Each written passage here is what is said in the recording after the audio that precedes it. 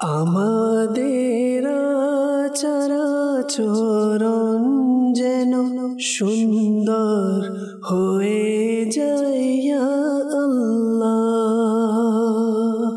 আলহামদুলিল্লাহি রাব্বিল আলামিন ওয়াসসালাতু ওয়াসসালামু আলা সাইয়্যিদিল মুরসালিন আম্মা বা'দ ফাআউযু বিল্লাহি মিনাশ শাইতানির রাজীম বিসমিল্লাহির রহমানির রহিম।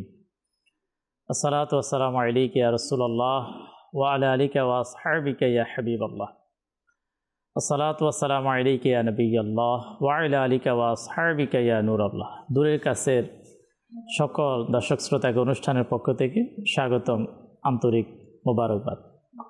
দর্শক শ্রোতা, সপ্তাহ ঘুরে আবার অনুষ্ঠান মেনার্স এই প্রোগ্রামে আবার আলহামদুলিল্লাহ অনুষ্ঠানে উপস্থিত ইনশাআল্লাহ করিম। আল্লাহ পাকের দয়ায় আজকের অনুষ্ঠানেও আমরা একটি গুরুত্বপূর্ণ বিষয় আমরা নিয়েছি, যার মাধ্যমে ইনশাআল্লাহ করিম ইলমে দ্বীন শিখার আমাদের সৌভাগ্য হবে। এমন একটি বিষয় যার মাধ্যমে পারস্পরিক এক মহাব্বত, যা ইসলামের অনেক বড় এক শিক্ষা, আজকের আলোচ্য বিষয় ইনশাআল্লাহ করিম, তাও আমরা জানব। আসুন শুরুতে আমরা নবী করিম রউফুর রহিম সাল্লাল্লাহু তাআলা আলাইহি ওয়াসাল্লামের প্রতি দুরূদ পাঠ করার ফজিলত এবং বারাকাত সম্পর্কে জেনে নেব। নবী রহমত, শফি উম্মত, মুস্তাফা জান রহমত হুজুর সাল্লাল্লাহু তাআলা আলাইহি ওয়াসাল্লামের ফরমানে আলিশান, যে ব্যক্তি শবে জুমা 200 বার দুরূদ শরীফ পাঠ করবে, আল্লাহ তাবারক ওয়া তাআলা তার 200 বৎসরের গুনাহ ক্ষমা করে দেবে। মাদানী চ্যানেলের দর্শক শ্রোতা, আমাদেরকে স্মরণ রাখতে হবে যে হাদিসে পাকে যখন এই গুনাহ মাপ সম্পর্কে আলোচনা আসবে, তখন এই মুতলাকান হচ্ছে সগীরা গুনাহ, অর্থাৎ আল্লাহ তাবারক ওয়া তাআলা এই দুরূদের বারাকাতে বান্দার সগীরা গুনাহকে ক্ষমা করে দেবেন। আসুন আমরা সকলে একবার দুরূদ শরীফ পাঠ করে নিই। সাল্লু আলাল হাবিব সাল্লাল্লাহু তাআলা আলা মুহাম্মদ সাল্লাল্লাহু তাআলা আলাইহি ওয়াসাল্লাম। দর্শক শ্রোতা, আজকের আলোচ্য বিষয়, যে বিষয় আমরা মুবাল্লিগে দাওয়াত ইসলামী থেকে কোরআন এবং হাদিসের মাধ্যমে আলোচনা শুনব, আর তা হচ্ছে সালামের আদান প্রদান। নবী করিম রউফুর রহিম সাল্লাল্লাহু তাআলা আলাইহি ওয়াসাল্লাম একবার সাহাবা একরামের উপস্থিতিতে এভাবে ইরশাদ করলেন যে, তোমরা ততক্ষণ পর্যন্ত মুমিন হতে পারবে না যতক্ষণ না তোমরা একে অপরকে ভালো না বাসবে। অতঃপর প্রিয় নবী সাল্লাল্লাহু আলাইহি ওয়াসাল্লাম স্বয়ং নিজেই ইরশাদ করেন এভাবে, আমি কি তোমাদেরকে জানিয়ে দেব যে কিভাবে তোমাদের মাঝে পরস্পর মহাব্বত সৃষ্টি হবে? তখন নবী করিম সাল্লাল্লাহু তাআলা আলাইহি ওয়াসাল্লাম ইরশাদ ফরমান, তোমরা একে অপরকে সালাম করো, একে অপরকে সালাম করো, তোমাদের পরস্পরের মধ্যে মহাব্বত সৃষ্টি হবে। এখানে প্রথম বিষয় হচ্ছে যে মুমিন হওয়ার জন্য যেটা শর্ত আমরা নবী করিম সাল্লাল্লাহু তাআলা আলাইহি ওয়াসাল্লামের পাক মোবারক জবান থেকে আমরা শ্রবণ করলাম, সেটা হচ্ছে মহাব্বত। যে মানুষের প্রতি যতক্ষণ পর্যন্ত আমাদের মহাব্বত, আমাদের অন্তরে মহাব্বত সৃষ্টি না হবে, তো মুমিন হওয়া সম্ভব না। আর মহাব্বত কিভাবে সৃষ্টি হবে তাও রাসূল করিম সাল্লাল্লাহু তাআলা আলাইহি ওয়াসাল্লাম কত সুন্দরভাবে জানিয়ে দিলেন, তা হচ্ছে সালাম। তো এর থেকে দর্শক শ্রোতা, আমরা একটি বিষয় আমরা খুবই গুরুত্ব সহকারে আমরা বুঝতে পারি, সেটা হচ্ছে যে সালাম, ইসলামে সালামের আদান প্রদান কত গুরুত্বপূর্ণ একটি বিষয়। তা এর গুরুত্ব আমাদেরকে অবশ্যই বুঝতে হবে, আমল করতে হবে, এবং সালাম কে কাকে কোথায় কিভাবে সালাম প্রদান করবে, সালামের মাধ্যমে আমরা কিভাবে আল্লাহ পাকের রহমত আমরা লাভ করতে পারি। তো ইনশাআল্লাহ করিম আজকে আলোচনাতে আমরা শুনবো। দর্শক শ্রোতা, আসুন আমরা শুরুতে আলোচনাতে আমাদের আব্দুল মুত্তালিব মাদানী থেকে আমরা আলোচনা ইনশাআল্লাহ আমরা শুনবো। আল্লাহ পাক আমাদেরকে শোনার সাথে আমাদেরকে আমল করার তৌফিক দান করুন। জি হুজুর, সালামের আদান প্রদান। আলহামদুলিল্লাহি রাব্বিল আলামিন ওয়াসসালাতু ওয়াসসালামু আলা সাইয়্যিদিল মুরসালিন আম্মা বা'দ ফাআউযু বিল্লাহি মিনাশ শাইতানির রাজিম বিসমিল্লাহির রহমানির রহিম। আসলে এমন বিষয় মাদানী চ্যানেলে আলোচনা হয়, অনেক সময় আমাদের মাথার মধ্যে মস্তিষ্কেও থাকে না যে বিষয়ে আলোচনা করা উচিত। আর ইসলামের মধ্যে এতটাই গুরুত্বপূর্ণ একটা বিষয় সালাম, যেটা আজ আস্তে আস্তে হারিয়ে যাচ্ছে। আমরা নিজে থেকে শুরু করে আমাদের সন্তানদেরকে আমরা বিভিন্নভাবে সম্ভাষণ শেখাই যে মানুষের সাথে কিভাবে কুশল বিনিময় করতে হবে, কার সাথে দেখা হলে সাক্ষাৎ হলে কিভাবে কথা বলতে হবে। তবে ইসলাম আমাদেরকে কী শিক্ষা দেয় এবং এই শিক্ষার মাঝে আমাদের জন্য কতটা কল্যাণ রয়েছে সেই বিষয়টা যদি আমরা জানি, তখন এই বিষয়গুলো আসলে আমাদের লুফে নিতে এবং সেগুলোকে নিজেদের মধ্যে বাস্তবায়ন করতে আমাদের জন্য সহজ হয়। আল্লাহ পাক কোরআনে পাকের মধ্যে বেশ কয়েক জায়গায় সালাম নিয়ে আলোচনা করেছেন, সালাম সম্পর্কে আলোচনা করেছেন। প্রথমত আল্লাহ পাক এক জায়গায় ইরশাদ করছেন, বিসমিল্লাহির রহমানির রহিম, ওয়া ইদা হুয়্যিতুম বিতাহিয়্যাতিন ফাহায়্যু বিআহসানা মিনহা আও রুদ্দুহা। আল্লাহ পাক বলছেন যে যখন তোমাদেরকে কেউ সালাম দেয় তখন তোমরা সেই সালামের জবাব দিবে। ফাহায়্যু বিআহসানা মিনহা, তোমাদের জবাবটা হবে সেই শব্দগুলোর চেয়ে আরও উত্তম। তোমাদেরকে সালাম দিবে, সেই সালামের জবাবটা হতে হবে আরও উত্তম। তো যদি সেটাও সম্ভব না হয়, বলে আওরুদ্দুহা, যেটা তোমাকে দিয়েছে সেই ততটুকুই তোমরা ফিরিয়ে দাও, সেই জবাবটাই তোমরা পুনরায় তাদেরকে ব্যাক করো। অন্য এক জায়গায় আল্লাহ তাআলা ইরশাদ করছেন যে আসলে আমাদের মুসলমানের ঘরে কিভাবে যাওয়া উচিত, মুসলমানের সাথে আমাদের সম্পর্কটা কীরকম হওয়া উচিত। তো এর একটা আখলাক, একটা চরিত্র, একটা আদব আল্লাহ তাআলা আমাদেরকে শিক্ষা দিচ্ছেন।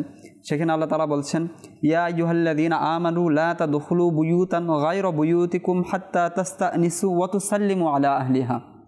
যে হে ঈমানদারগণ, যে তোমরা ততক্ষণ পর্যন্ত অন্যের ঘরে প্রবেশ করবে না যতক্ষণ পর্যন্ত সেই ব্যক্তি থেকে অনুমতি না নেবে এবং সালাম না করবে। সুবহানাল্লাহ। অর্থাৎ সুবহানাল্লাহ, কারো ঘরে প্রবেশ করারও ইসলাম আমাদেরকে একটা তরিকা, পদ্ধতি আমাদেরকে দিয়েছে। যে প্রথমত হচ্ছে সেই ঘরে যাওয়ার পর তার থেকে অনুমতি নেওয়া, অতঃপর কী করা? সালাম করা। তো এর শানে নজুলও চমৎকার রয়েছে। এক আনসারি মহিলা হুজুর সাল্লাল্লাহু আলাইহি ওয়াসাল্লামের দরবারে এসে আরজ করলেন, ইয়া রাসূলুল্লাহ, ইয়া হাবিবাল্লাহ, আমি এটা পছন্দ করি না যে আমার সন্তান হোক বা আমার পিতা হোক এমন কোনো দৃষ্টিকটু অবস্থা আমাকে দেখুক, এই বিষয়টা আমি পছন্দ করি না। আর তখনও ইসলাম আসেনি, তো তখন যে কেউ যেভাবে প্রবেশ করে যেত, তো তিনি এই বিষয়ে নালিশ করলেন যে অনেকে অনেকভাবে প্রবেশ করে যায় অনুমতি না নিয়ে। তখন আল্লাহ তাআলার পক্ষ থেকে ফয়সালা আসলো যে মুসলমান কারো ঘরে প্রবেশ করবে তো এভাবে প্রবেশ করতে হবে, প্রথমে সালাম দিবে, অনুমতি নেবে। এবং ইসলাম সেক্ষেত্রেও বিভিন্ন মাসালা বর্ণনা করেছেন। সালামের বিধানটা আসে না, হ্যাঁ, যে তখন সালামের বিধান আসে না, কিন্তু সালামের বিধান যখন আসে তখন আসলে সালামটা কিভাবে করতে হবে, ঘরে কোথায় দাঁড়াতে হবে, ঘরের দরজা যদি এরকম হয় তখন সেই অবস্থায় কিভাবে সালাম করতে হবে, সেই বিষয়গুলো ইসলাম আমাদেরকে শিক্ষা দেয়। আচ্ছা, যখন ইসলামে সালাম আসে না তখন একে অপরকে কিভাবে সম্ভাষণ করতো, কিভাবে কুশল বিনিময় করতো, তো বলা হয় যে আরবের মধ্যে তখন একে অন্য এভাবে বলতো, হাইয়াক আল্লাহ, যে আল্লাহ তাআলা তোমাকে জীবিত রাখুক। যখন ইসলাম আসলো তো ইসলাম এই বাক্যগুলো আমাদেরকে প্রদান করলো যে সালাম মূলত দিতে হবে এই বাক্যগুলোর মধ্যে। তো উলামায়ে কেরামগণ বলেন, তো আগেরটার মতো দোয়া ছিল, এখনও দোয়াই রয়েছে। হাইয়াক আল্লাহ, সেখানেও দোয়া করা হচ্ছে আল্লাহ তাআলা তোমাকে জীবিত রাখুক, আর এখন বলা হচ্ছে আল্লাহ তাআলা তোমার উপর রহমত বর্ষণ করুন। তো এই দুটার মাঝে পার্থক্যটা কোথায় হলো? তো বলে দুইটার মাঝে পার্থক্য আছে। উলামায়ে কেরামগণ বলেন, এক তো হচ্ছে যখন আপনি কোনো ব্যক্তির জন্য হাইয়াক আল্লাহ দোয়া করবেন, আল্লাহ তাআলা তোমাকে জীবিত রাখুক, তো জীবিত তো বান্দা থাকলো, আল্লাহ তাআলা তার পক্ষে সেই দোয়া কবুল করলো। তো জীবিত থাকার পর একজন বান্দা যদি জীবিতও থাকে তো সে বালা মুসিবত থেকে যে বেঁচে থাকবে সেটা তো এখানে পাওয়া যাচ্ছে না। আর যখন বান্দা জীবিত থাকবে বালা মুসিবত অবশ্যই তাকে পাকড়াও করবে, আসবেই জীবনের মধ্যে। কিন্তু আল্লাহ তাআলার পক্ষ থেকে বা ইসলামের পক্ষ থেকে যে সালামটা এসেছে সেটার মধ্যে সে ব্যক্তির জন্য তার জিন্দগির জন্য দোয়া রয়েছে এবং বালা মুসিবত থেকে নিরাপদ থাকার দোয়া রয়েছে, বরকত। আপনি যখন সালামতির জন্য তার দোয়া করবেন, উদাহরণস্বরূপ যদি আমরা দেখি, রাস্তা দিয়ে যাচ্ছে কোনো একজন ব্যক্তি, আর তার জন্য আপনি দোয়া করলেন যে আল্লাহ তাআলার রহমত তোমার উপর বর্ষিত হোক। এখন যাচ্ছেন আপনি উদাহরণস্বরূপ আপনার এলাকায়, তো সেই এলাকায় যাচ্ছেন, এখন অ্যাক্সিডেন্ট হওয়ার সম্ভাবনা আছে, বিভিন্ন ধরনের মুসিবত আসতে পারে। তো যখন সালামতি আসলো, তো সে নিরাপদে বাড়িতে যাওয়ার, অর্থাৎ তার জিন্দিগিরও এখানে দোয়া হয়ে গেল, এবং জিন্দিগি পাওয়ার পর বিভিন্ন ধরনের মুসিবত থেকে বেঁচে থাকারও দোয়া একসাথে হয়ে গেল। সুবহানাল্লাহ। অর্থাৎ এই সালামতির মধ্যে বিভিন্ন বিষয় একসাথে চলে গেল। মাশাআল্লাহ, মারহাবা। দর্শক শ্রোতা, আমরা শুরুতেই আল্লাহ পাকের পক্ষ থেকে মুসলমানদের জন্য অনেক অনেক বড় নিয়ামত, সেটা হচ্ছে আল কোরআন।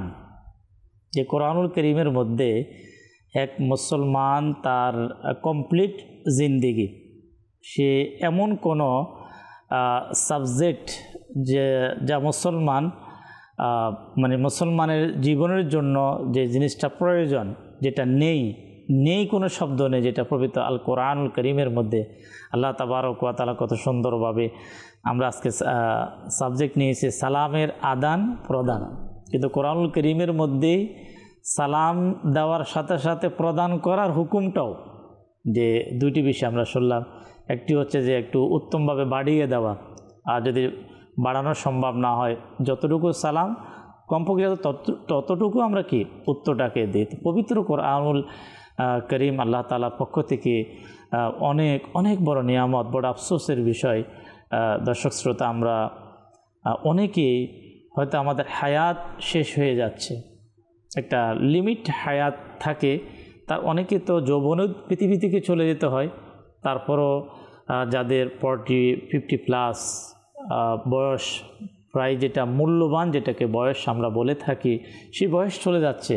কিন্তু মহান রব্বুল আলামিন যেই জীবন বিধানকে, জীবনকে পরিচালনা করার জন্য, নিজেকে পরিচালনা করার জন্য, নিজের পরিবারকে চালানোর জন্য, নিজের প্রত্যেক কাজকে পরিচালনা করার জন্য, আখিরাতকে তৈরি করার জন্য যে কোরআনুল কারীমের যে নিয়ামত আমরা আল্লাহ তাআলার পক্ষ থেকে আমরা পেয়েছি, কিন্তু আমরা অনেকেই সেই কোরআনের বারাকাত থেকে আমরা বঞ্চিত, কোরআনুল কারীমের তেলাওয়াত থেকে বঞ্চিত, কোরআনের শিক্ষা থেকে বঞ্চিত। মাদানী চ্যানেলে প্রোগ্রামে যেই দিন যে কোনো বিষয়ে আলোচনা হোক না কেন, দর্শক শ্রোতা, আমরা দেখতে পাই যখন আলোচনা শুরু হয় তখন দেখা যাচ্ছে ওই বিষয়টি কোরআনুল কারীমের মধ্যেই, কোরআনুল কারীমের মাঝেই কিন্তু এর আলোচনা। তো ইনশাআল্লাহ কারীম আমরা আলোচনা আজকের সালামের আদান প্রদান শুনছি, ইনশাআল্লাহ আরও শুনবো, আপনাদের কলকেও ইনশাআল্লাহ আমরা শামিল করব। কিছু এমন স্থান, কিছু এমন জায়গা যেখানে আমাদেরকে সালাম করা খুবই প্রয়োজন, খুবই জরুরি, কিন্তু আমরা সেখানে বিরত থাকি। সালাম করার মাধ্যমে কিছু জায়গা, যেই সালাম করার মাধ্যমে আমার আপনার মাধ্যমে অনেকে সালাম শিখবে, কিন্তু আমরা অনেকেই সেখানে সালাম করা থেকে বঞ্চিত থাকি। ইনশাআল্লাহ আমরা চেষ্টা করব সেই বিষয়গুলো আজকে আলোচনাতে শামিল করা, এবং সালাম করার আগ্রহ কিভাবে আমাদের মাঝে সৃষ্টি হবে, তাও আজকে ইনশাআল্লাহ করিম আমরা আলোচনাতে আনবো। মনোয়ার মাদানী ভাই থেকে কিছু আলোচনা শুনবো ইনশাআল্লাহ। জি, বিসমিল্লাহির রহমানির রহিম।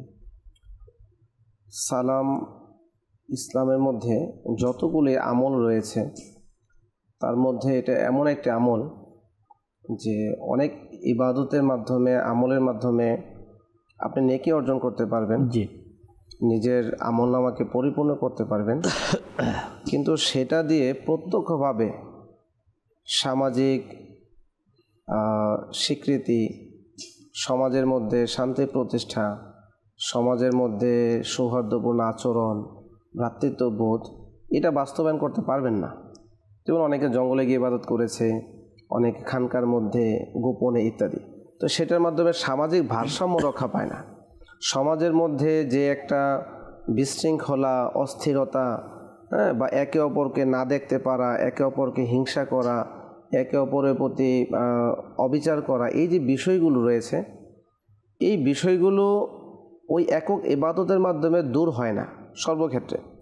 কিন্তু সালাম এমন একটি ইবাদত যে এই ইবাদতের মাধ্যমে আল্লাহ পাক উম্মতে মুহাম্মদের প্রতি এত বড় ইহসান করেছেন যে বছরের পর বছর, যুগের পর যুগ যে শত্রু হয়ে থাকে আত্মীয়তার বন্ধন বিচ্ছিন্ন করে রাখে, একে অপরকে দেখতে পারে না, বা শত্রু ভাবাপন্ন মন থাকে, বিদ্বেষ থাকে, এই সব কিছু একটা মুস্কি হাসির মাধ্যমে যদি একটা সালাম দেয় সেটা দূর হয়ে যায়। ইমরান ভাই, এটা আমরা যারা প্রত্যক্ষদর্শী তারা অকপটে স্বীকার করব।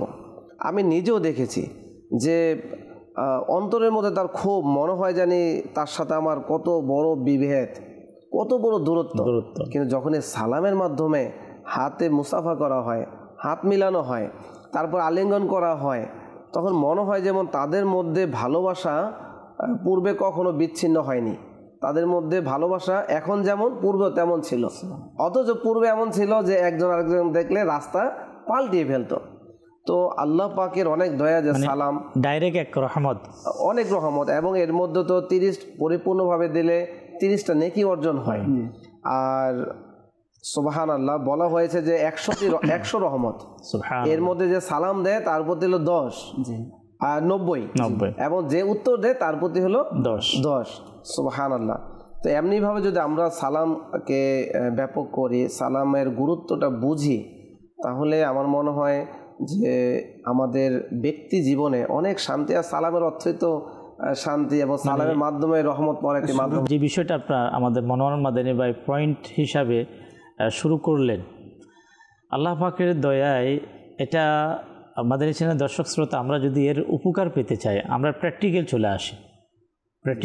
যেমন উনি বললেন ব্যক্তির উপকার, পারিবারিক এক উপকার, সামাজিক এক উপকারের মধ্যে দেখা যাচ্ছে যে একে অপরের সাথে আপনার সম্পর্ক ছিন্ন হওয়ার যে দূরত্ব ভাব সেটা দূর হওয়ার, এই যে সালাম এই বিষয়টি আল্লাহ পাকের দয়ায় যদি আমরা এর উপকারটা আমরা পেতে চাই, একটা হচ্ছে শোনা, আরেকটা হচ্ছে সে উপকারটা সরাসরিভাবে একটা উপলব্ধি নিজের মাঝে তৈরি করা, প্র্যাকটিক্যালভাবে নিজের মাঝে তৈরি করা। আমরা যদি 1400 বছর পূর্বের পিছনে আমরা চলে যাই, সালামের হিস্টোরিকে আমরা একটু তালাশ করি পিছনে গিয়ে, তখন আমাদের এখানে দর্শক শ্রোতা সাহাবা ইকরাম আলাইহিমুর রিদওয়ান শুধু অনলি সালাম করার জন্য বাজারে যেত। সুবহানাল্লাহ, সুবহানাল্লাহ। আমরা মাদানী চ্যানেলের মাধ্যমে হয়তো অসংখ্যবার আমরা শুনেছি। মানে এই সাহাবা ইকরাম এটাই আমাদেরকে শিক্ষা দিচ্ছে যে সালাম আল্লাহ পাকের পক্ষ থেকে এটা এমন এক রহমত, এমন এক বারাকাত যে এর প্রসার প্রসারণ যাতে মানুষের মাঝে তৈরি হয়, মানুষ যাতে সালামের প্রতি অভ্যস্ততা সৃষ্টি হয়, একে অপরকে সালাম করে।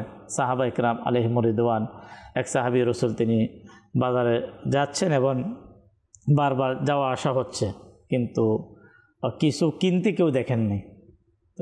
আব্দুল্লাহ ইবনে ওমর রাদিয়াল্লাহু তাআলা আনহুর ছেলে, এবং ঘটনাটা হচ্ছে তুফাইল ইবনে উবাই ইবনে কাব রাদিয়াল্লাহু তাআলা আনহুর ছেলে তুফাইল রাদিয়াল্লাহু তাআলা আনহু, তিনি যেতেন হযরত সাইদুনা ইবনে ওমর রাদিয়াল্লাহু তাআলা আনহুর কাছে, আর যখনই যেতেন তাকে নিয়ে তিনি চলে যেতেন বাজারে। তো এইভাবে কয়েকদিন হওয়ার পর আরও একদিন এরকম করতে গেলেন।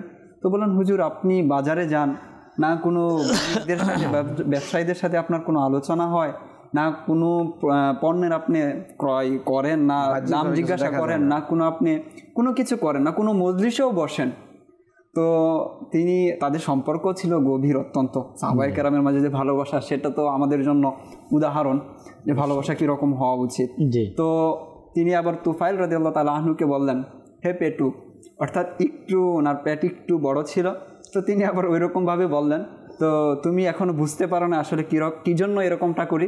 তো আমি তো মূলত এই জন্যই আসি যে আমি মানুষদেরকে সালাম দেব।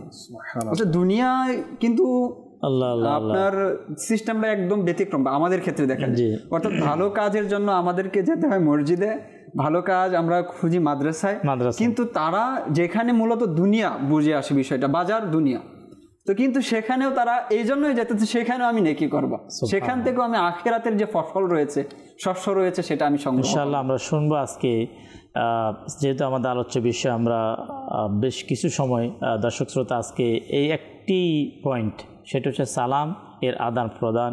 ইনশাআল্লাহ কোরআন কারীমের আয়াতে মোবারকা, হাদিসে মোবারকা, এবং বিশেষ করে আমাদের সলফে সালেহীন যারা, বেশ কয়েকজন বুজুর্গানে দিনের জীবনী থেকেও ইনশাআল্লাহ আজকে আমাদের কিছু আলোচনা আসবে আল্লাহ পাকের দয়ায় আমরা শিখব। কেন আল্লাহ ওয়ালা যারা, কোরআন কারীমের মধ্যে অসংখ্য জায়গা যে মানুষ হেদায়ত পাওয়ার যে মাধ্যমটা আল্লাহ তাআলা শিখিয়েছেন সেটি হচ্ছে সলফে সালেহিনদের অনুসরণ।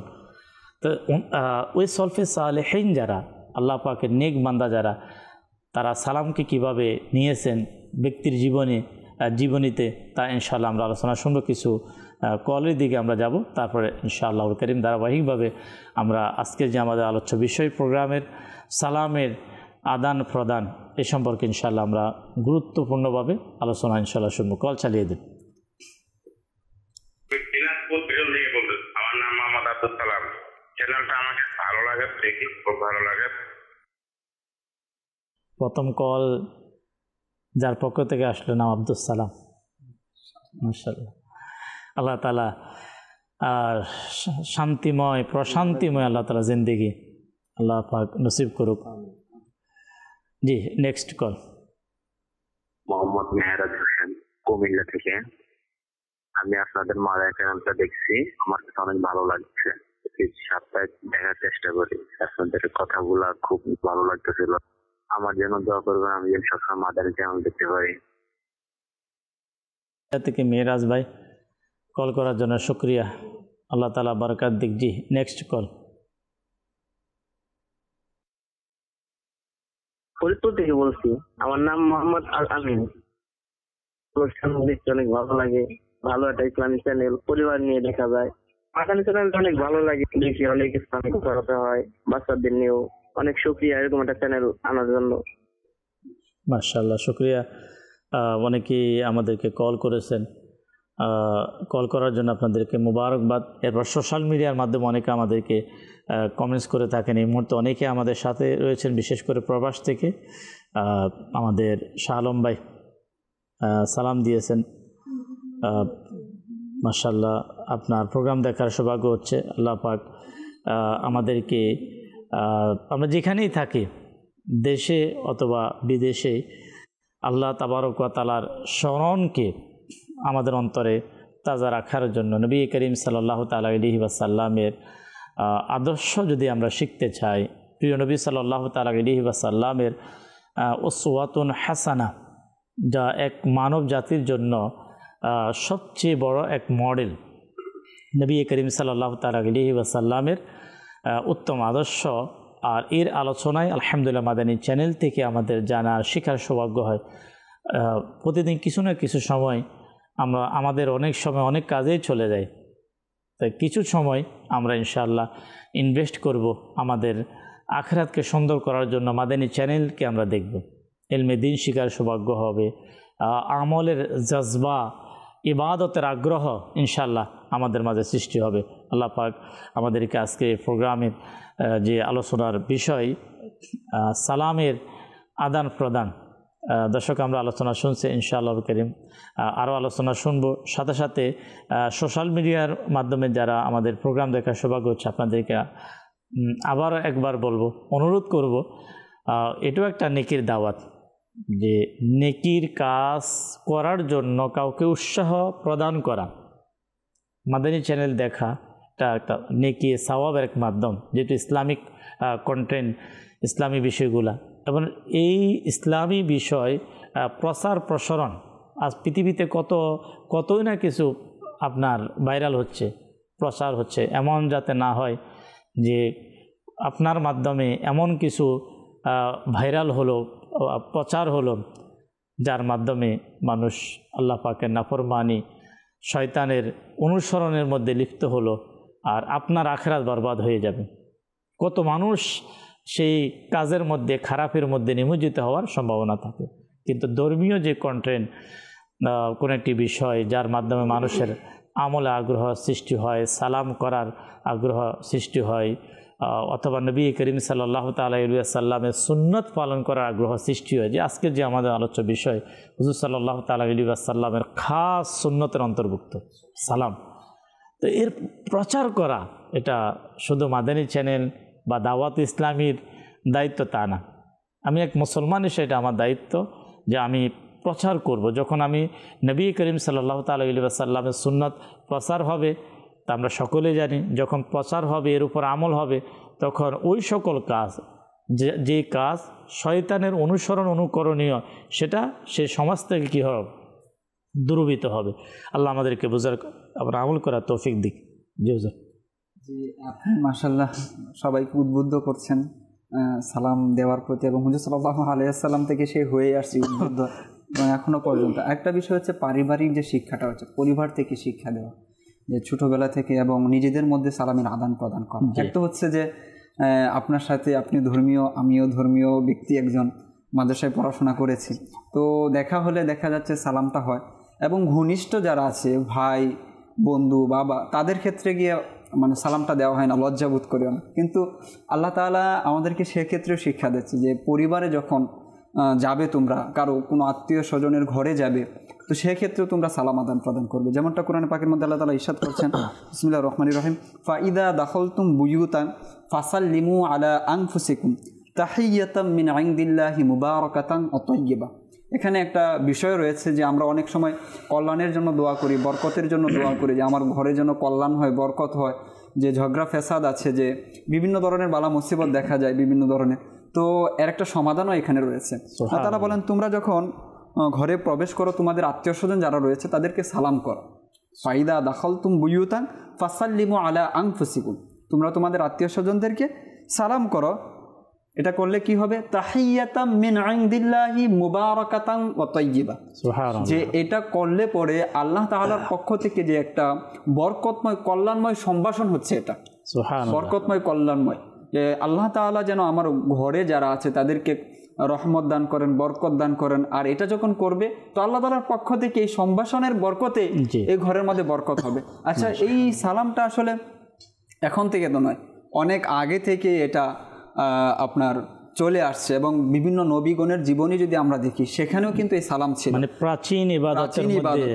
যে বলা হয় যে হযরত ইব্রাহিম আলাইহিস সালাতু ওয়াস সালামের পর যত নবী এসেছে, সকল নবী হযরত ইব্রাহিম আলাইহিস সালামের বংশধর, তার বংশধর। তো ইব্রাহিম আলাইহিস সালামের ক্ষেত্রে যখন ফেরেশতারা তার কাছে গেল, যেমন কোরআনে পাকের মধ্যে এসেছে, হাল হাতাকা হাদিসু দাইফি ইব্রাহিম আল মুকরামিন ইয দাখালু আলাইহি ফাকালু সালামা, যে পরে ইব্রাহিম আলাইহিস সালামের পক্ষ থেকে ক্বালা সালামুন, যে আপনার কাছে কি ইব্রাহিম আলাইহিস সালামের সম্মানিত ফেরেশতাদের সংবাদ এসে পৌঁছেছে, অর্থাৎ ফেরেশতারা সেই সম্মানিত মেহমান ছিল। তো তারা যখন ইব্রাহিম আলাইহিস সালামের কাছে গেলেন, তখন তাকে কি করলেন, ফাকালু সালামা, তাকে সালাম দিলেন। তো ইব্রাহিম আলাইহিস সালাম জবাব সালাম দিলেন, সালাম। তো সেটা সেই প্রাচীন ইবাদত যেটা হয়ে আসছে, এবং এই উম্মতে মুহাম্মদীকেও এই উপহার দেওয়া হয়েছে। আচ্ছা, এটা এখানে সীমাবদ্ধ নয়, সেই আদম আলাইহিস সালাম থেকে, আদম আলাইহিস সালামকে আল্লাহ তাআলা যখন বিভিন্ন ইলম শিক্ষা দিলেন, বিভিন্ন কিছু তাকে শিক্ষা দেওয়ার পর আদম আলাইহিস সালামকে আল্লাহ পাক বলেন যে এই যে ফেরেশতারা বসে আছে তাদেরকে গিয়ে সালাম দাও। তো সেখানে গিয়ে তিনি সালাম দিলেন, আসসালামু আলাইকুম। তো ফেরেশতারা, আচ্ছা, আল্লাহ তাআলা যখন আদেশ দিলেন, তখন বললেন যে এই যে সালাম তুমি দিবে এবং তারা কি বলে সেটাও তুমি মনোযোগ দিয়ে শুনবে, এটা তোমার এবং তোমার সন্তানদের জন্য এটাই হবে সম্ভাষণ। অর্থাৎ পৃথিবীতে যখন মানুষ আসবে, একে অন্যের সাথে কিভাবে কথা বলবে, সম্ভাষণ কি হবে, কিভাবে মানুষের সাথে কথা বলাটা শুরু করবে, সেই শিক্ষা আল্লাহ তাআলা সেই রুহে বা আদম আলাইহিস সালামকে যখন সৃষ্টি করেছেন তখনই শিক্ষা দিয়েছেন। তো তিনি গিয়ে সালাম দিলেন, আসসালামু আলাইকুম। তো ফেরেশতারাও সেই সালামের উত্তর দিলেন, আসসালামু আলাইকা ওয়া রাহমাতুল্লাহ, অর্থাৎ রহমাতুল্লাহ বাড়িয়ে দিলেন। এখানে উলামায়ে কেরামগণ খুবই চমৎকার কিছু পয়েন্ট তুলে ধরেন, যে আল্লাহ তাআলা যখন আদম আলাইহিস সালামকে শিক্ষা দিলেন, বিভিন্ন নিদর্শন দেখালেন, আল্লাহ তাআলার যে নিদর্শন কত বিশাল, এবং আল্লাহ তাআলা কত কুদরত রাখেন, কত ক্ষমতার অধিকারী, এই সব কিছু আল্লাহ তাআলার দেখলেন, এবং আল্লাহ তাআলা তাকে বিশাল এক নিয়ামত প্রদান করলেন, যে তাকে আল্লাহ তাআলা সকল কিছুর নাম শিক্ষা দিলেন। তো এই সকল কিছু শিক্ষা দেওয়ার পর আল্লাহ তাআলার যে শুকরিয়া আদায় কীভাবে করতে হবে সেই বিষয়ে তাকে আল্লাহ তাআলা শিক্ষা দিলেন। অতঃপর আল্লাহ তাআলার সাথে যে মুআমালাত কীরকম হবে বান্দার, সে একটা শিক্ষা তিনি পেলেন, অর্থাৎ হুকুকুল্লাহ যেটা রয়েছে সেই শিক্ষা তিনি পেলেন। অতঃপর বান্দার সাথে বান্দার আচার আচরণ কীরকম হবে, বান্দা বান্দার সাথে কিভাবে মিলবে, কিভাবে চলবে, সেই শিক্ষাটা আল্লাহ তাআলা এখন দেওয়া শুরু করলেন, স্টার্ট করলেন। তো কি দিয়ে করলেন? সালামের মাধ্যমে। খাস কিন্তু সালামকে করেছেন যে সালামের মাধ্যমে। অতঃপর এই সালামকে আল্লাহ তাআলা এই সকল মাখলুককে, অর্থাৎ তার সন্তানদেরকেও প্রদান করেছেন।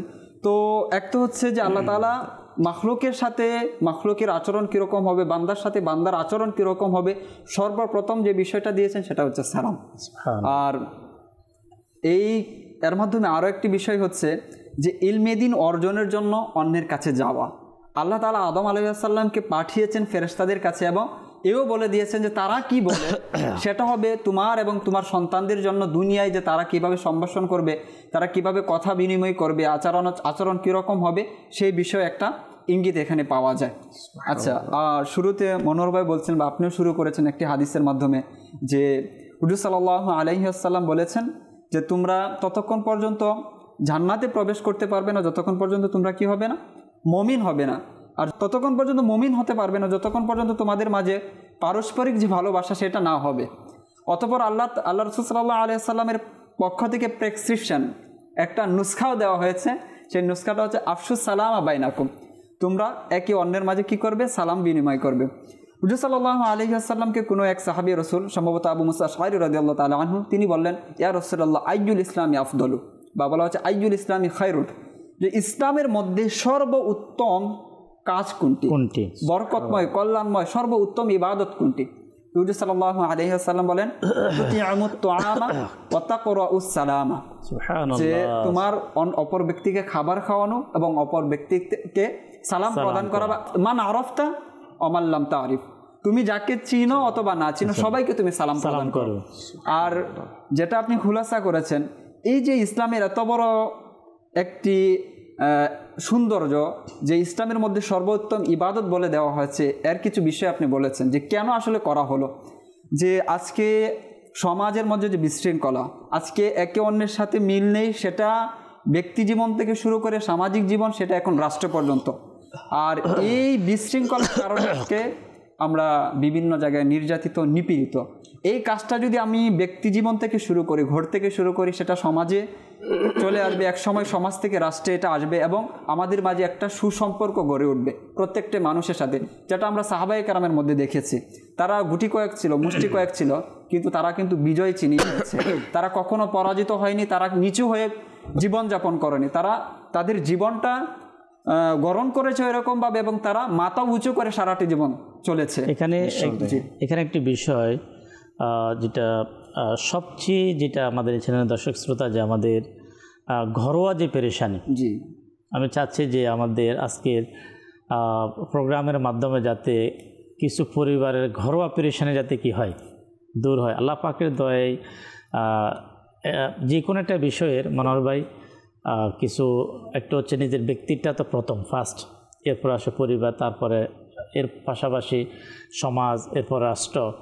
কিন্তু কোনো একজন মানুষের সেই যে কোনো লেভেলের হোক না কেন, সে একজন টিচার হোক, অথবা সে একজন আলেমে দ্বীন হোক, অথবা সে একজন সাকসেসফুল একজন ব্যবসায়ী হোক, তার কিন্তু ঘরের শান্তিটা কিন্তু মেন বড় শান্তি, মানে বড় শান্তি হচ্ছে ঘরের। বাহিরে কিন্তু সে অনেক শান্তি, কিন্তু যখন সে ঘরে এসে যদি তার ঘরের মধ্যে শান্তি যদি সে না পায়, তার স্ত্রীর পক্ষ থেকে, তার সন্তানের পক্ষ থেকে, এই যে পরিবারে তার মা বাবার পক্ষ থেকে, এই যে প্রশান্তিটা, দেখুন ইসলাম আল্লাহ পাকের দয়ায় যে নবী করিম সাল্লাল্লাহু তাআলা আলাইহি ওয়াসাল্লামের ওসিলায় আমরা যে নিয়ামত আমরা পেয়েছি, যদি আমরা আমাদের রীতিনীতি, আমাদের পদ্ধতিকে আমরা আধুনিকতার নামে হোক, আমাদের স্ট্যাটাসের নামে হোক, মানে বিভিন্ন ধরনের, তখন সে নিজের পলিসি অবলম্বন করার চেষ্টা করে। দেখুন যে প্রশান্তি কোথায় এবং কিভাবে আমরা পাব, সেটা আল্লাহ রাব্বুল আলামিন এবং প্রিয় নবী রাসূল করিম সাল্লাল্লাহু তাআলা আলাইহি ওয়াসাল্লাম যে দিয়েছেন আমাদেরকে, এর মধ্যে সীমাবদ্ধ। এটা আমাদেরকে অবশ্যই মানতে হবে। এই যে ঘরের যে প্রশান্তি, কিতাবের মধ্যে আসছে যে শয়তানদের বিভিন্ন দল আছে, তো ঘরের মধ্যে সবসময় যাতে ঝগড়া ফাসাদ লেগেই থাকে, অশান্তি বিরাজ করে, এর জন্য কিন্তু সেখানে একটা শয়তান সবসময় প্রত্যেকের ঘরের মধ্যে নিয়োজিত। আমির আহলে সুন্নাত দামাত বারাকাতুহু আলিয়া ফাইজানে সুন্নতের মধ্যে শুরুতে ফাইজানে বিসমিল্লাহর মধ্যে লেখা আছে যে বাজারের মধ্যে কোন শয়তান, ঘরের মধ্যে কোন শয়তান। যে যাতে মানুষ বাজারে অশান্তিতে থাকে, ঘরেও অশান্তিতে থাকবে, বিভিন্ন কাজে ইবাদতের ওয়াসওয়াসার জন্য কোন শয়তান, এই যে ঘরের মধ্যেও শয়তান আমাকে আপনাকে পেরেশান করে দেবে, যে ঘরের ম্যানেজমেন্ট যখন আপনার দুর্বল হয়ে যাবে, সেখানে যখন ঝগড়া ফাসাদ হয়ে যাবে, মনোমালিন্যতা যখন সৃষ্টি হয়ে যাবে, তখন ব্যবসাতে কিন্তু মন বসবে না, লেখাপড়াও মন বসবে না। বাহিরে আপনি যখন বাহিরে আসবেন তখন বন্ধু মহলে কিন্তু আপনার সেই অ্যাক্টিভিটিস যেটা থাকার প্রয়োজন সেটা থাকবে না। ইমরান ভাই কথাগুলোকে একটু আমি অ্যাড করি এর মধ্যে, খুব সহজে যেটা বোঝাতে যাচ্ছেন জি, যে নবী সাল্লাল্লাহু আলাইহি ওয়াসাল্লামের আদর্শ দিয়ে যদি একটা মানুষ তার জীবনটাকে সাজিয়ে নেয়, জি, বেস্ট নিতে, যেমন একটা মোবাইল, এই মোবাইলটা কিন্তু দামি মোবাইল, কিন্তু কাভারটা লাগানোর উদ্দেশ্য কি? কাভার তো এত দাম না, কিন্তু আমরা জানি যে কাভার একটা মূল্য আছে এবং কাভার একটা উদ্দেশ্য আছে, যে এটা জিনিসটা দামি, সেফটির জন্য এটা প্রয়োজন আছে। আমার নবী সাল্লাল্লাহু আলাইহি ওয়াসাল্লাম, এটা তো একটা তুচ্ছ সামান্য উদাহরণ দিলাম, আল্লাহ পাক তার নবী সাল্লাল্লাহু আলাইহি ওয়াসাল্লামকে এমন হেকমত, এমন জ্ঞান এবং প্রজ্ঞা দিয়ে দুনিয়াতে পাঠিয়েছেন, সে প্রতিটা কাজের হেফাজতের জন্য কি করণীয় পূর্বে সেটা করে নিত। আপনি দেখবেন অনেক নামাজের মধ্যে পূর্বে সুন্নত আছে, পরেও সুন্নত আছে, এগুলো অনেক ক্ষেত্রে না আদায় করলে গুনাহ নেই, কিন্তু উলামায়ে কেরাম বলেন যদি আপনি সুন্নতকে সজ্জিত করেন নিজের জীবনে, তাহলে আপনি মূল ইবাদতের সময় যখন আসবেন, আল্লাহ তাআলার নির্ধারিত ফরজ, পূর্বে আপনি অ্যালার্ট হয়ে যাবেন। আমার নবী আমাকে শিক্ষা দিচ্ছে আল্লাহর ইবাদত করবা আল্লাহর জন্য, অথবা আমার সুন্নতটাকে প্র্যাকটিস করে সামনে আগা। আচ্ছা, ঘরে প্রবেশ করা, আমি খুব ক্লান্ত, অফিসে ঝগড়াঝাটি, দোকানপাটে ঝগড়াঝাটি, এখন গিয়ে কেউ জুতা দিয়ে লাথি দেয়, হ্যাঁ, কেউ নানা ধরনের কলিং বেল টিপতেই থাকে, অথচ আমাদের ইসলাম কি শিক্ষা দেয়? খুব সুন্দরভাবে করাঘাত করা, তারপরে সালাম দেয়া, তারপরে অপেক্ষা করা, যদি না খোলে চলে আসা, এটা অন্যের বাড়িতে গেলে। আচ্ছা, নিজের বাড়িতে কৌশল অবলম্বন করা, তা আমাদের এত তো ধৈর্য নেই। শেষে যখনই আমরা এই সুন্নতের বাইরে গিয়ে কিছু করার চেষ্টা করি, তখন এই শয়তান অনুপ্রবেশ করে এবং অশান্তি লেগে যায়। তো আমাদের দর্শকদের উদ্দেশ্যে বলবো যে আমরা একটু ধৈর্য ধারণ করি, আমরা প্রথমে ঘরটাকে আমার নবীর সুন্নত দ্বারা সজ্জিত করি, কেন ঘর থেকে যখন শান্তিপূর্ণভাবে বের হবে তার প্রতিটা কাজই কিন্তু শান্তিপূর্ণ হয়। তো তরিকাটা কি? আমরা প্রথমে ঘরে প্রবেশ করব, সালাম দিব, সালাম দেওয়ার পরে ছোট বাচ্চা থাকে তাদেরকে আলিঙ্গন করব, তাদেরকেও সালাম শিখাবো। অনেক বাচ্চারা মুখে বলতে পারেন ইমরান ভাই, হাত দিয়ে ইশারা দিলে কিন্তু বোঝে যে এটা সালাম। তো এইভাবে প্র্যাকটিস করি। বৃদ্ধ বাবা মা থাকলে তাকে গিয়ে সালাম করি, কদম মুচি করি। তারপর স্ত্রী থাকলে পাকের ঘরে কাজ করতেছে, খুব ক্লান্ত, ঘাম ঝরতেছে, তাকে তো সালাম দেওয়ার প্রয়োজন নেই, এটি আমরা মনে করি সে এসে সালাম দিবে, সে এসে আমার খেদমত করবে না, তাকেও আমি গিয়ে সালাম দিই। আমার নবী সাল্লাল্লাহু আলাইহি ওয়াসাল্লামের মোবারক জীবনীতে এমন অনেক হয়েছে যে তিনি গিয়ে আম্মা জানদেরকে কাজের মধ্যে হেল্প করতেন, এই খাবার তৈরির কাজের ক্ষেত্রে। তো এটা কোনো মান সম্মান নষ্ট হওয়ার মতো কাজ না, বরং কুল কায়নাতের মধ্যে যিনি সর্বশ্রেষ্ঠ সম্মানের অধিকারী তিনি এই কাজ করতেন। তো এই কাজগুলো যদি করা হয় তাহলে দেখা যায় মা বাবার দোয়া, সন্তানাদের দোয়া, তারা মাসুম, তার গুনাহ নেই, ঠিক আছে, গুনাহ থেকে মুক্ত, তাদের দোয়া, এবং স্ত্রী যে পুরো সংসারটাকে ধরে রেখেছে তারও একটা দোয়া। এই সব কিছু নিয়ে যখন মস্তিষ্ক ঠান্ডা করে ইমরান ভাই সে তার কর্মের মধ্যে যায়, তো সে মা বাবাকে রাজি করলো মানে আল্লাহ তাআলার রহমতার সাথে, তখন তার পুরো সফরটা ভালো হয়। ঘরের মানুষ সে কখন ফিরে আসবে তার জন্য রহমত, বরকত, নিরাপত্তা দোয়া করতে থাকে। তো এইভাবে দেখা যায় একটা ঘর ফুলে ফলে সজ্জিত হয়ে যায়, হ্যাঁ, সুন্দর বাগান হয়ে যায়, খুশবুদার হয়ে যায়, তখন ওদের সেই ঘরগুলো বুজুর্গানের দিনে ঘরে পরিণত হয়ে যায়। সুবহানাল্লাহ। আমরা যদি দুইটি কাজ যদি আমরা করে নিই, একটি হচ্ছে সালাম। জি, সালামের কিতাবের মধ্যে আসছে যদি কোনো ব্যক্তি ঘরে প্রবেশ করে সালাম, এরপরে সে একবার সূরা ইখলাস শরীফ পাঠ করে নেবে, তাহলে আল্লাহ তাবারক ওয়া তাআলা তার ঘরের রুজির মধ্যে বরকত, সুবহানাল্লাহ, পাশাপাশি ওই ঘরের মধ্যে আল্লাহ তাবারক ওয়া তাআলা একতা সৃষ্টি করবে। যখন এর আলোচনার সাথে ওলামা কেরাম এটাও লিখেছেন যে যখন ওই ঘরের কোনো সদস্য ঘরের বাহির থেকে যখন ভিতরে প্রবেশ করে সালাম করে, যে শয়তান ওই ঘরের সদস্যদের মাঝে আপনার ঝগড়া ফাসাদ করার জন্য, রাগান্বিত করার জন্য তার যেই প্ল্যানিং প্রক্রিয়া, আল্লাহ পাকের নাফরমানি করার জন্য সে সেখান থেকে বের হয়ে যায় এবং তার অপশক্তিগুলো নিষ্ক্রিয় হয়ে যায়।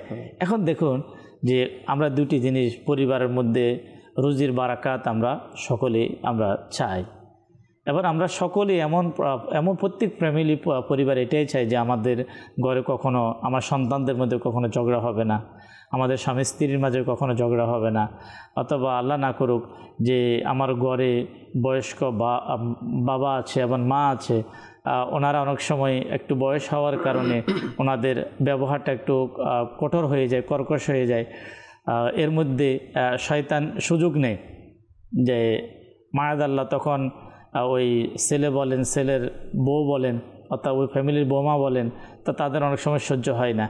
এখন এই সকল চক্রান্ত হচ্ছে শয়তানের। এর থেকে বাঁচার একমাত্র উপায় এই যে শয়তানি অপকৌশল থেকে, খারাপের থেকে বাঁচার একটাই উপায়, আমরা নবী করিম সাল্লাল্লাহু আলাইহি ওয়াসাল্লামের ভালোবাসা নিয়ে সুন্নতের নিয়তে আপনি সালাম শুরু করেন, ইনশাআল্লাহুল করিম এর বারাকাত, হ্যাঁ এর বারাকাত যারা পেয়েছে, যারা করেছে তারা অবশ্যই এর বারাকাত পেয়েছে।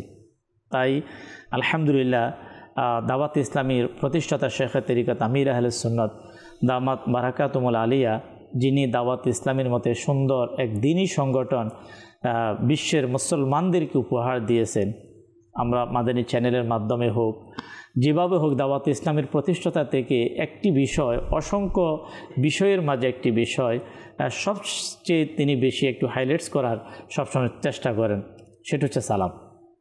এই যে সালামের আলোচনা মনে হয় যে মাদানী চ্যানেলের মাধ্যমে আমি স্বয়ং নিজেও শেখ তরিকত আমির আহলে সুন্নাত দামাত বারাকাতুমুল আলিয়ার জবান থেকে সালাম করা, সালামের পরিবেশ তৈরি করা, ঘরে সালাম, অফিসে সালাম, রাস্তায় সালাম, মার্কেটের সালাম, এর যে আলোচনা অসংখ্যবার, মনোহর ভাই আপনি কতবার শুনছেন মানে হিসাব করা যাবে না, অনেকবার। এবং আপনি ইমরান ভাই বিশ্বাস জান বা না জান যে আমির আহলে সুন্নাতের সালামের প্রতি যে গুরুত্ব দেখলাম, এটার কারণে আমাদের অন্তরে সালামের হয়েছে। এবং আপনি যে প্রথমে একটা কথা বলছিলেন যে মুত্তালিব ভাই বলেছিল লজ্জা বোধ করা, এটা কিন্তু আমাদের ফ্যামিলিতে ছিল।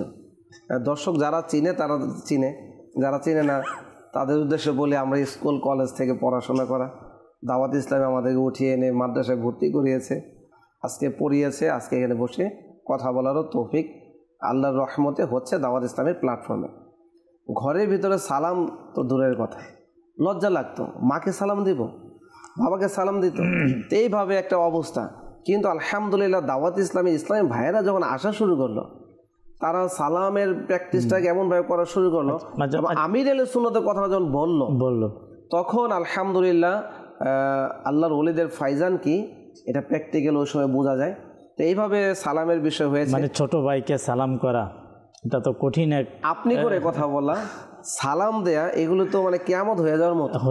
বন্ধু বান্ধব বলে তুই আমাকে আপনি করে বলতেছ, মানে এই ধরনের কথাবার্তা। তো পরে যখন বোঝানো হলো যে আপনির মধ্যে একটা মিষ্টতা আছে, আপনি বলে ঝগড়া করা যায় না, সালাম দিয়ে ঝগড়া করা যায় না, মুসাফা করে গলা লাগিয়ে কোলাকুলি করে এর মধ্যে ঝগড়া করা যায় না। এই বিষয়গুলো এমন হয়েছে আলহামদুলিল্লাহ। এখন তো আমার যে স্কুল কলেজে যে বন্ধু যারাই আছে দেখা বলে এখন তারাও আমাকে আপনি করে কথা বলে, সালাম দেয়। তো এই যে একটা বিষয়, এটা আস্তে আস্তে যদি আমরা প্রচার করি হবে অনেক কল্যাণের মাধ্যম।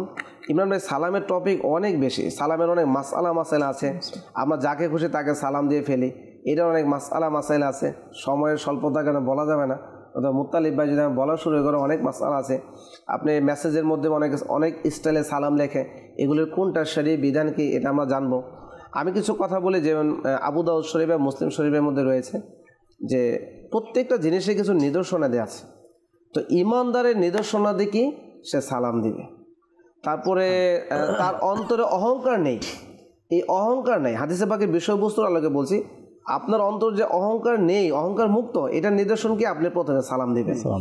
আপনার মধ্যে কি বলে মুসলমানের ভালোবাসা বৃদ্ধির প্রেরণা আছে, আপনি সালাম দিবেন। এইভাবে অনেকগুলো নিদর্শনাদি বর্ণনা করা হয়েছে, যেগুলোর মানে আলামত হলো যে আপনি মানুষদেরকে সালাম দিবেন। আচ্ছা, এখানে আমি একটু আপনার সাথে অ্যাড করবো, তারপর ইনশাল্লাহ আপনি আবার আলোচনা করবেন। আল্লাহ আমাদেরকে হেফাজত করুক। আমিন। যে অহংকার আমরা শুনে থাকি যে অহংকার পতনের মূল, এটাও অবশ্যই বাস্তব। অহংকার মানুষের ইবাদতকে নষ্ট করে দেয়, নেকিকে নষ্ট করে দেয়। এবং আল্লাহ তাবারক ওয়া তাআলা যাদের প্রতি নারাজ হন, লানত করা হয়, তারা হচ্ছে অহংকারী। দেখে যেহেতু আমাদের মনোরমাদের ভাই বললেন, আমি এই জন্যের সাথে একটু করলাম, কোনো ব্যক্তি চাচ্ছে যে আমার মধ্যে অহংকার জিনিসটা তৈরি হয়, আমি বাঁচতে চাই, যে আল্লাহ তাআলার কাছে অবশ্যই দোয়া করতে হবে। এর সাথে সাথে যে এই যে সুন্নতে রসুল সালাম, আপনার এই একটি আমল, সেটা হচ্ছে সালাম। ওলামা ইকরাম বলেন, যদি ওই ব্যক্তি যদি সালাম শুরু করবে, সালাম আদান প্রদান করবে, আল্লাহ তাআলা তাকে অহংকার থেকে মুক্ত করে দিচ্ছে। দেখুন, একটা তো হচ্ছে যারা বেশি সালাম করে তাদের মধ্যে যে অহংকার নেই, এর একটা আলামত, যেটা মনোয়ার মাদানী ভাই বললেন। আরেকটা হচ্ছে যদি যার মাঝে আছে, সে বাঁচতে চায় যে আল্লাহ আমাকে অহংকার থেকে হেফাজত করুক, আপনি সালাম করেন ইনশাআল্লাহ। আসলে আমরা প্র্যাকটিক্যাল উপকার চাই অনেক ক্ষেত্রে, জি, ঠিক না? প্রথমত সালামের আমরা যত উপকারিতা শুনলাম, এটা যদি নাও পাই, সালাম খোদ একটি ইবাদত, স্বয়ং একটি ইবাদত। আল্লাহ পাকের সন্তুষ্টি সাহাবিনে তো আমরা সালাম দিয়েই যাব। একবার একটি ঘটনা, এটা আপনাদের হয়তো মনে পড়ে যাবে, যে এক ব্যক্তি কোল্ড স্টোরেজের মধ্যে চাকরি করত। তো সে যাওয়ার সময় ওই গেটম্যানকে সালাম দিত, আসার সময় সালাম দিত, মুসাফা করতো, তার অবস্থা জানতো। এরকম তার একটা মোবারক অভ্যাস ছিল। তো ওই ব্যক্তিরকে আর কেউ এমন করতো না, ওই একজন মুসলমানই সে করত। এবং সে তার সাথে খুব আন্তরিকতা, তারও একটা যে আমি যে একটা গেটম্যানের দায়িত্বে আছি, আমার কোনো মূল্য নেই।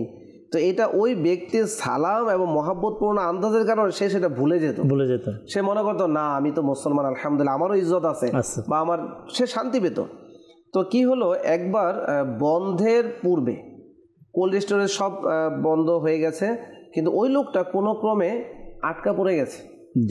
তো আটকা যখন পড়ে গেল, তখন এই যে গেটম্যান, সে দেখলো যে আজকে তো সে যাওয়ার সময় সালাম দিল, কিন্তু আমি আসার সময় তাকে দেখলাম না, আজকে সালামও পেলাম না, ঘটনা কি? সে কি চলে গেল, বা আজকে সালাম না দিয়ে চলে গেল? এই ধরনের জল্পনা কল্পনার পরে সে বলে আমি চেক করি। তখন সে চেক করে দেখে যে ভুলবশত তাকে ভিতর রেখে তালা দিয়ে যে দায়িত্বপ্রাপ্ত ছিল সে চলে গেছে। তখন সে আওয়াজ দিয়ে তাকে উদ্ধার করলো। তো দেখেন, এই ঘটনা থেকে যেটা শিক্ষা, যে এক সালাম দেওয়ার মোবারক অভ্যাসের কারণে আজকে তার জীবন বেঁচে গেল। তো ইসলাম তো আলহামদুলিল্লাহ জীবন বাঁচায় না, ইমানও বাঁচায়, আমলের মধ্যে পরিশুদ্ধতা আনে, আল্লাহকে রাজি করার মাধ্যমও সালাম। সুবহানাল্লাহ। আমরা কল নেব, তারপর ইনশাআল্লাহ দর্শক আমরা আলোচনা শুনবো। যে কল চালিয়ে দিই। আমার নাম মোহাম্মদ সাইফুল ইসলাম, আমি সিরাজগঞ্জ থেকে বলছি। আমি অনুষ্ঠান দেখি, আমার খুবই ভালো লাগে, আমার জন্য দোয়া করবেন। সিরাজগঞ্জ থেকে সাইদুল ইসলাম ভাই, মাশাআল্লাহ, দেখতে থাকুন, ইনশাআল্লাহ এর বারাকাত আমরা পেতে থাকবো। জি, পরবর্তী কল। না তো আমি সাইদ, আপনাদের চ্যানেল দেখছি, খুব ভালো লাগছে। মাদানী চ্যানেল দেখতে আমার খুবই ভালো লাগে। মাদানী চ্যানেলের অনেক কিছু শিক্ষা আছে, এগুলো আমি শিখি এবং আমার পরিবারের সবাই শিখে, এবং অনেকে বন্ধু বান্ধব তাদেরকে নিয়েও দেখি। আমার জন্য একটু দোয়া করবেন। মাশাআল্লাহ, আল্লাহ তাআলা বারাকাত দিক। অনেকে আমাদের কাছে যারা কল করেছেন, কলের মাধ্যমে আমাদের সঙ্গে যারা সঙ্গ দিয়েছেন, আল্লাহ সকলকে কবুল করুক। মুসলমানকে সম্মান দেওয়া সালামের মাধ্যমে, এটা এক দিল খুশি হয়, মানুষ অন্তর খুশি পায়। যারা বিশেষ করে আপনার দোকানে অনেকে কাজ করেন, অফিসেও অনেকের সিকিউরিটি গার্ড থাকে, অথবা যারা নিম্ন পর্যায়ে যারা কাজ করেন, আমাদের ইসলামের কত বড় এক শিক্ষা। আমাদের মনোয়ার মাদানী ভাইয়ের কথা থেকে আমি কথাটা বললাম, যে ওই সিকিউরিটি গার্ডকে সালাম দেওয়া, আপনার কর্মচারীর পক্ষ থেকে যে সালাম দেওয়া, দেখুন যে এই যে একটা মহাব্বত।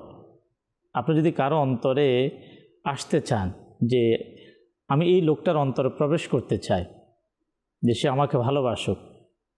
আপনি বলতে হবে না যে আমি আসলে তোমাকে দাঁড়িয়ে যেতে হবে, আমার কথা সঠিকভাবে শুনতে হবে।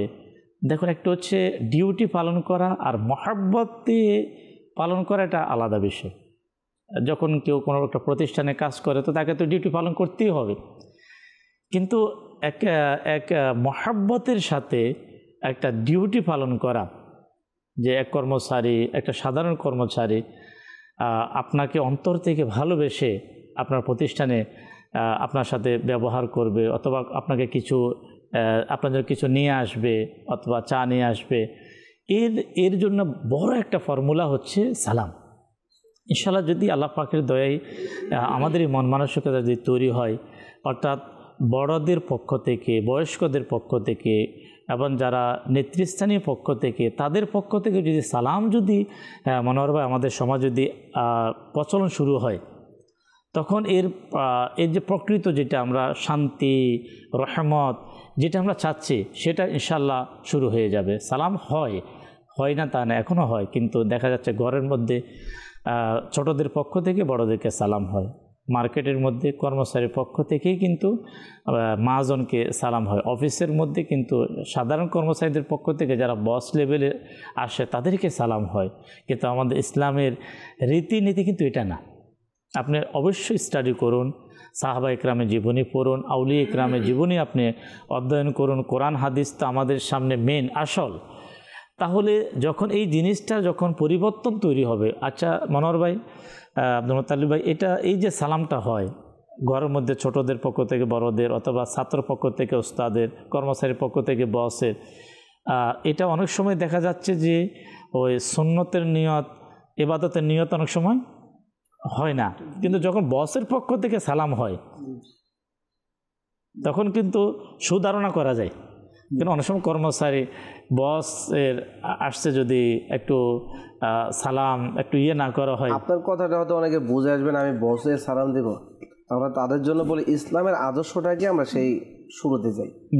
আমার নবী সাল্লাল্লাহু আলাইহি ওয়াসাল্লামের মোবারক অভ্যাস এমন ছিল যে অনেক সাহাবা ইকরাম চেষ্টা করতো যে নবীকে আগে সালাম দিবে, কিন্তু দিতে পারতাম না। আমার নবী সাল্লাল্লাহু আলাইহি ওয়াসাল্লাম আগে সালাম দিয়ে ফেলতেন। তো এখন চিন্তা করেন যে যার সদকায় সাহাবীরা সাহাবী হয়েছে, তো সেই নবী আমাদেরকে বোঝাচ্ছে যে দুনিয়াতে তোমরা যারা বস আছো, সম্মানিত ব্যক্তি আছো, মুরব্বী আছো, বড় আছো, তোমরা সালাম দাও। সমাজে প্রায় শোনা যায় আপনার মাদ্রাসার ছেলেরা সালাম দেয় না, হ্যাঁ, এই মুসল্লিগুলি সালাম দেয় না, মানে সভাপতি, সেক্রেটারি ইত্যাদি। নিঃসন্দেহে তারা সম্মানিত, কিন্তু সম্মানিত এটাকে নিজে নিজে বললে হবে না। আমার নবী সাল্লাল্লাহু আলাইহি ওয়াসাল্লাম কায়নাতের মধ্যে সম্মানিত। আচ্ছা, হুজুর সাল্লাল্লাহু আলাইহি ওয়াসাল্লাম যে বিষয়টা, হুজুর সাল্লাল্লাহু আলাইহি ওয়াসাল্লামকে সালাম দেওয়া আল্লাহ তাআলার পক্ষ থেকে আদেশ। সুবহানাল্লাহ। ওয়াসাল্লিমু তাসলিমা, জি, তোমরা তাকে যথাযথ সম্মানের সাথে সালাম দাও। তো হুজুর সাল্লাল্লাহু আলাইহি ওয়াসাল্লামকে আদেশ করা হয় না যে আপনি আপনার উম্মতকে সালাম দেন, যে উম্মতকে আদেশ দেওয়া হয়েছে তোমরা আমার হাবিবকে সালাম দাও, কিন্তু তারপর হুজুর সাল্লাল্লাহু আলাইহি ওয়াসাল্লামের আগে কেউ সালাম দিতে পারতো। সুবহানাল্লাহ। তো আর হুজুর সাল্লাল্লাহু আলাইহি ওয়াসাল্লামকে সালাম দেওয়া তো উম্মতের জন্য সর্বাবস্থায় লাজিম। তো ঘরে আপনি যাবেন, যে ঘরের মধ্যে কোনো মানুষ বসবাস করে না, সেক্ষেত্রে ফুকাহা কেরামগণ বলেন যে সেখানে হুজুর সাল্লাল্লাহু আলাইহি ওয়াসাল্লামকে সালাম দিতে হবে, আসসালামু আলান নবিয়্যি ওয়া রাহমাতুল্লাহ, হুজুর সাল্লাল্লাহু আলাইহি ওয়াসাল্লাম সালাম দেওয়া। এমনকি যে ঘরে কোনো মানুষ নিয়ে বসবাস করে না, সেই ঘরেও সালাম প্রদানের ব্যাপারে ইসলাম আমাদেরকে উদ্বুদ্ধ করে। সালামই অভ্যস্ত হওয়া, যে যেখানে কেউ নেই সেখানে এইভাবে অন্তত তোমরা সালাম দাও, আসসালামু আলাইনা ওয়া আলা ইবাদিল্লাহিস সালিহিন। অথবা এভাবে বলা হয়েছে যে আসসালামু আলা আহলি বাইতি, বা এই যে ঘরের যে মালিক রয়েছে তার প্রতি সালাম। তো সালাম সালাম সালাম আমাদেরকে ইসলাম সালামের ব্যাপারে দরজ দেয়।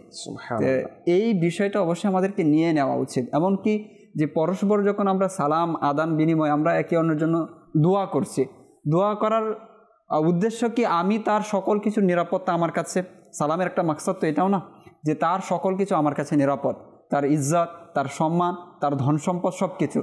অনুরূপভাবে যে ব্যক্তি এটা বলছে ওয়ালাইকুম আসসালাম, তো সেক্ষেত্রে আমার সব কিছু তার কাছ থেকে আমি নিরাপদ করে নিলাম না, আমার ইজ্জত, আমার সম্মান, আমার ধন সম্পদ যা কিছু আছে সব কিছু নিরাপদ। আমি দুইটা বিষয় দেখেছি মুত্তালিব ভাই, আপনিও কলেজে পড়েছেন, আমিও স্কুলে কলেজে পড়েছি। তো স্কুল এবং কলেজ এবং মাদ্রাসার মধ্যে দুইটা পার্থক্য আমি পরিলক্ষিত হয়েছে আমার কাছে। যে যখনই শিক্ষকরা প্রবেশ করতো সবাই দাঁড়িয়ে সালাম দিত, স্টুডেন্ট যারা আছে শিক্ষকরা সালাম নিত। আর মাদ্রাসার মধ্যে দেখলাম যে আমাদের যে শিক্ষক রয়েছে তারা ঢুকে সালাম দিত সবাইকে, ঠিক আছে, সালাম দিত। ওই ছাত্র উচ্চ স্বরে সালাম দিত, দেখা যায় আবার শিক্ষকও সালাম নিত, ছাত্র সালাম নিত, এইটা হতো। মানে শিক্ষক সে ধর্মীয় মেন্টালিটির, তার কথা হলো যে 90 রহমত আমি আগে নেব। তো এইটা নেকির মধ্যে প্রতিযোগিতা, কিন্তু আমি স্কুল কলেজের মধ্যে সেটা পাইনি। আচ্ছা, ওখানে আমাদের ধর্মীয় টিচার ছিল, তাদের মধ্যে আবার পেয়েছি। তো দেখা যায় কিন্তু পার্সেন্টেজ কম স্কুল কলেজ অন্যান্য জায়গার মধ্যে, কারণ ওই পরিবেশটা নেই। কিন্তু ধর্মীয় পরিবেশের মধ্যে দেখেছি যে কিভাবে আগে সালাম দেওয়া যায়, শিক্ষকের পক্ষ থেকে পেয়েছি। আজকে এই জন্য আপনারা আমার আগে সালাম দেওয়ার ক্ষেত্রে কিন্তু কোনো বাধা বিপত্তি হয় না, ঠিক না? আর দাওয়াত ইসলামের শিক্ষাটা তো এটা তো বললামই, দাওয়াত ইসলামের শিক্ষার বদলতে তো মহলে এসেছি, আর বাকিটা মাদ্রাসায় এসে দাওয়াত ইসলাম বরকতেই এতটুকু শিখেছি। তো এখন কথা হলো যে আমরা যারা বড়রা আছি, যারা এখন পর্যন্ত ছোটদেরকে সালাম দেয় অভ্যস্ত না, তারা শুধু এতটুকু যদি আমরা নোট করে নেই যে আমার নবী আগে সালাম দিতেন। ডানে বামে কারো আদর্শ দেখার প্রয়োজন নেই। আমি যার কালেমা পড়েছি, যার সাথে জান্নাতে থাকার প্রত্যাশা করে, যার দুরূদ শরীফ না পড়লে আমার ইবাদত কবুল হয় না, যার তরিকার ফলো না করলে আমি আল্লাহকে রাজি করতে পারবো না, সেই নবী আগে সালাম দিতেন। এখন আমি সভাপতি হই, সেক্রেটারি হই, বস হই, যাই হই, আমি মুসলমান। সাইয়েদনা ওমর ফারুক রাদিয়াল্লাহু তাআলা আনহু বলেন যে আল্লাহ আমাদেরকে মুসলমান বানিয়ে সম্মানিত করেছেন। বাস, এখানে প্রিন্সিপাল, বস, সভাপতি, এগুলো এক একটা পদবি আছে দুনিয়ার ক্ষেত্রে সম্মানিত, কিন্তু ইমানদার মুসলমান হওয়ার মাধ্যমে আল্লাহ তাআলা যে বান্দাকে সম্মানিত করেছে সেটার তাকাজা, সেটার এটাই রাখে যে সে নবীর আদর্শকে ফলো করবে। আর আমার নবীর আদর্শ ছোট বড় সবাইকে আগে সালাম দেয়। বাস, এটা কি দর্শক শ্রোতা যদি আমরা আমাদের অন্তরে আমরা ধারণ করি যে আমি প্রিয় নবীর সুন্নতকে আমি আদায় করব, সুবহানাল্লাহ। মানে নবী পাক সাল্লাল্লাহু তাআলা আলাইহি ওয়াসাল্লাম আল্লাহ পাকের সৃষ্টি জগতের সর্বশ্রেষ্ঠ, আল্লাহর পরে সৃষ্টি জগতের সর্বগুণে গুণান্বিত যিনি, তিনি আমার আপনার নবী রাহমাতুল লিল আলামিন। আর ওই যারা হয়তো 2-4টা গুণের কারণে হয়তো শয়তানের ধোঁকায় পড়ে অহংকার করে, কয়েকটা কিছু কিছু গুণ, মানে তাও সেখানে যদি আমরা দেখি এক আল্লাহর ওলির মধ্যে যত গুণ, নবী করিম সাল্লাল্লাহু তাআলা আলাইহি ওয়াসাল্লামের কাছে যাওয়া তো অনেক দূরের কথা, অন্যান্য নবীদের পাশে যাওয়া তো পর্যন্ত দূরের কথা, সাহাবা একরামের পর্যন্ত যাওয়া তো দূরের কথা, আল্লাহ পাকের ওলি যারা নেক বান্দা, তাদের মধ্যে যে গুণ আল্লাহ পাক দিয়েছে, এই গুণেরও কিছু অংশ হয়তো আমাদের সমাজে যারা সাধারণ ব্যক্তি, যারা আপনার বলেন যারা সমাজের মধ্যে আমরা যাদেরকে সম্মানিত বলে, গুণীজন বলে থাকে, তাদের মধ্যে নেই। তাই এটা শয়তানের অনেক বড় ধোঁকা। এখানে আমরা আজকের আলোচনা থেকে এটাই আমরা নোট করার আমরা চেষ্টা করি যে শয়তান কখনো আমাকে আপনাকে সম্মানিত হওয়া, আল্লাহ পাকের রহমত পাওয়া সালামের মাধ্যমে এটা কখনো দিবে না। তাই এটাকে মানুষ বানিয়ে নিয়েছে ওই রকম ভাবে। জি, এক তো ইসলামের মধ্যে ছিল তো এটা যে সালামের মাধ্যমে নেকি অর্জন করা, সম্পর্ক, সুসম্পর্ক তৈরি করা। এখন সালামের মাধ্যমে এটা হয়েছে যে সম্মানবোধ, সম্মান বোঝানো, যে আমাকে সালাম দিবে মানে আমি সম্মানিত, আমি সম্মানিত। এখন আপনি যে বিষয়টা বললেন যে দেখা যাচ্ছে যে ছাত্র টিচারকে সালাম দিচ্ছে, তো যদি এটা থাকে যে টিচারের চোখে যেন আমি ভালো হয়ে যাই, এবং আপনি কোনো একজনের অধীনস্থ আপনি আছেন, কর্মচারী আছেন, তো আপনার কর্মকর্তাকে খুশি করার জন্য আপনার সালাম দেওয়া, তো সেটা তো একটা ভিন্ন দিকে চলে যায়। কারণ আমলের তো নির্ভরই করে হচ্ছে নিয়তের উপর, আপনি কেন আপনি সালাম দিয়েছেন, কোন মাকসাদ রয়েছে। মাকসাদ যদি হয় এটা যে আল্লাহ তাআলা সন্তুষ্টি অর্জনের জন্য এবং হুজুর সাল্লাল্লাহু আলাইহি ওয়াসাল্লামের যে মহান সুন্নত সেটা আমি গ্রহণ করব, আমার মাঝে বাস্তবায়ন করতে চাই, তো সেটা হলে তো মদিনা। কিন্তু অন্যদিকে যদি আমরা চলে যাই, তো এই যে আজকে চারদিকে মুসিবত যেটা আছে না, সেটা তো হচ্ছে লোক দেখানোর জন্য এই মুসিবত আমাদের কাছে আসছে। তাই আল্লাহ আমাদেরকে সর্বাবস্থায় লোক দেখানো ইবাদত থেকে বাঁচার আল্লাহ আমাদেরকে তৌফিক দিক। দাওয়াত ইসলামীর প্রতিষ্ঠাতা শেখ তরিকত আমির আহলে সুন্নাত হযরত আল্লামা আবু বিলাল মুহাম্মদ ইলিয়াস সাত্তান কাদেরী দামাত বারাকাতুহু আলিয়া, এই কারণেই যে যাতে করে আমাদের নিয়ত যাতে করে বিশুদ্ধ হয় প্রত্যেক কাজের পূর্বে, যে আমি কাজটি কেন করছি, আমার উদ্দেশ্য কী, আমি নিয়তটাকে যাতে আমি শামিল করি। তা আমি দর্শক শ্রোতাকে বলবো যে সালামের এক প্র্যাকটিক্যাল যদি আমরা উপকার পেতে চাই, তা আসুন না যেই সংগঠনে সালামের প্রতি মহব্বত, সালামের শিক্ষা, যে সংগঠনের বসিলায় আমরা এক সালাম করার এক মন মানসিকতা আমরা পেয়েছি, দর্শককে বলবো যে আসুন আমরা দাওয়াত ইসলামীর সাথে আমরা সম্পৃক্ত হই। সম্পৃক্ত হওয়ার পরে আপনি বুঝতে পারবেন যে আসলে পূর্বে আমার মাঝে সালামের আগ্রহ কতটুকু ছিল, আমার পরিবারের মাঝে, আমার সন্তানদের মাঝে। এক হচ্ছে বলা, আর একটা হচ্ছে প্র্যাকটিক্যাল করা, দুটি এক ডিফারেন্স, আলাদা বিষয়। দাওয়াত ইসলামীতে যখন আপনি দাওয়াত ইসলামীর সাথে যখন আপনার আসা যাওয়া হবে, তখন দাওয়াত ইসলামীর সাথে কাফেলা যাওয়ার সৌভাগ্য হবে। আচ্ছা, সেখানে কি হবে? তার ইবাদত শেখানো, তাকে সালাম শেখানো, সালাম আচ্ছা করবে কিভাবে, সালামের পদ্ধতি, ভুল পদ্ধতিগুলা তাকে বলে, এবং শুদ্ধ পদ্ধতি কী, সালামের শব্দগুলো কীভাবে উচ্চারণ আমরা করব, এবং আমাদের সমাজে যতগুলো ভুল পদ্ধতি, যেমন হাতের মাধ্যমে ইশারা করা হয় ভুল পদ্ধতি, আঙ্গুলের মাধ্যমে ইশারা করা হয় ভুল পদ্ধতি, এরপরে আরবিও উচ্চারণ হয় কিন্তু সালাম আলাইকুম, সালাম আলাইকুম মানে শুদ্ধভাবে যে আসসালামু আলাইকুম শব্দ যে উচ্চারণ করা, অনেকে তো সালাম করেন কিন্তু সে সালাম দীর্ঘ বছর সালাম করার পরও কিন্তু সে জানে যে সালাম করলে আমার ঘরে শান্তি, কিন্তু করার পরও শান্তি হচ্ছে না। কেন? সেটা শুদ্ধভাবে হয়তো হচ্ছে না। তো কীভাবে সে শুদ্ধভাবে সালাম করবে, সালাম কিভাবে শিখবে এবং অপরকে কিভাবে শিখাবে, আমরা প্র্যাকটিক্যাল আপনি সেখানে এসে দেখুন।